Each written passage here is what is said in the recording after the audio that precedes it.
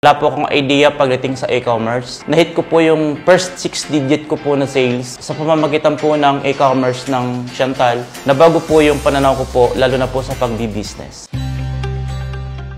Ako nga po pala si Albert Bayos. Dati po akong empleyado. Ang trabaho ko po ay sa supermarket. Merchandiser po ako sa isang supermarket. Nakilala ko po si Chantal last year, 2022. Nung una po, pinapart-time ko lang siya kasi nakita ko po kay Chantal kasi napakalaking opportunity. Wala po akong idea pagdating sa e-commerce. Hanggang sa napag-aralan ko po yung kung anong meron kay Chantal. So, nagpapasalamat po ako kay Chantal kasi nabago po yung pananaw ko po, lalo na po sa pagbi-business.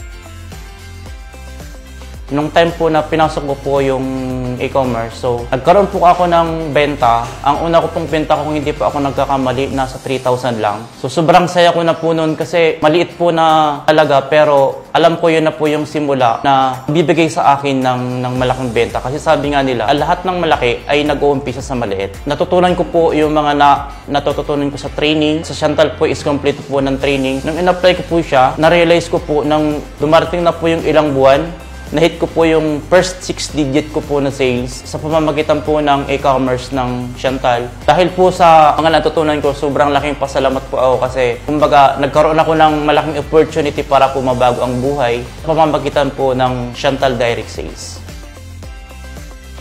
Ang napili ko pong platform na gamitin para po maibenta po yung lahat ng product po ni Chantal is TikTok platform po. Since nagkaroon po ng training nung first month of this year, 2023, in-apply ko po, nagkaroon po ako ng ads, TikTok ads. Nag-promote po ako, nag-upload po ako ng mga videos. Hanggang sa napapansin ko, dumadami na po yung sales ko hanggang sa dumating po yung time na nag-6 digit po ako monthly. So, na-consistent ko po siya. So, sobrang laking tulong po talaga kasi alam mo yung paggising mo sa umaga, may benta na. Paggising mo, babalot ka na lang. Wala ka nang alalahanin. Ang maibibigay ko po na sa mga new distributor, aralin po natin kung ano po yung binibigay po na training ni Chantal kasi libre naman po siya, wala pong bayad. Aralin lang po natin and then i-apply po natin kung ano po yung ating mga natutunan para po magkaroon ng benta.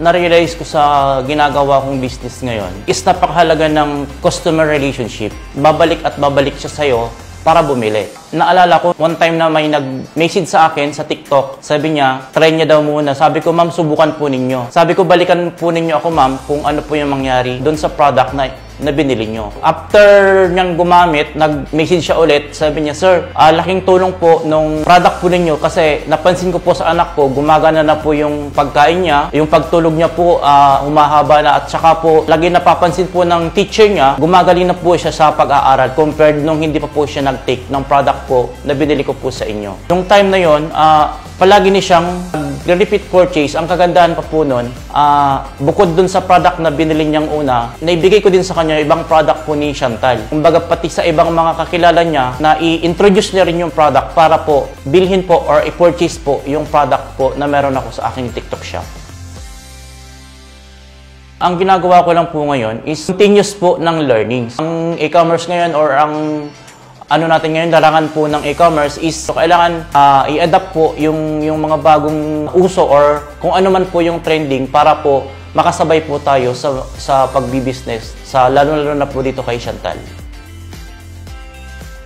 Sa business po, sabi nga nila, hindi araw-araw is Pasko. So may times talaga na hihina yung benta mo, may times na tataas. Para mag-succeed ka sa isang bagay, kailangan mo ma-experience yung failure. Kasi kung hindi ka mag-fail, hindi ka din mag-grow. So, kailangan lang po talaga nating maging matatag at paniwalaan po natin yung sarili.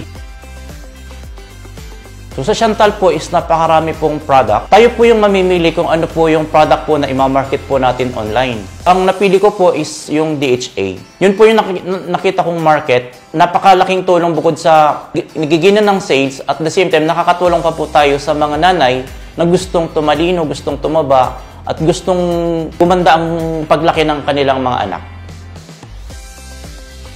Ang nagpapamotivate po sa akin sa araw-araw po, dati pong kahirapan po ng buhay kasi umaga na tayo gumigising, kailangan meron tayong pinagkukuhanan ng lakas, paano po tayo mabubuhay at paano tayo makakatulong sa ibang tao.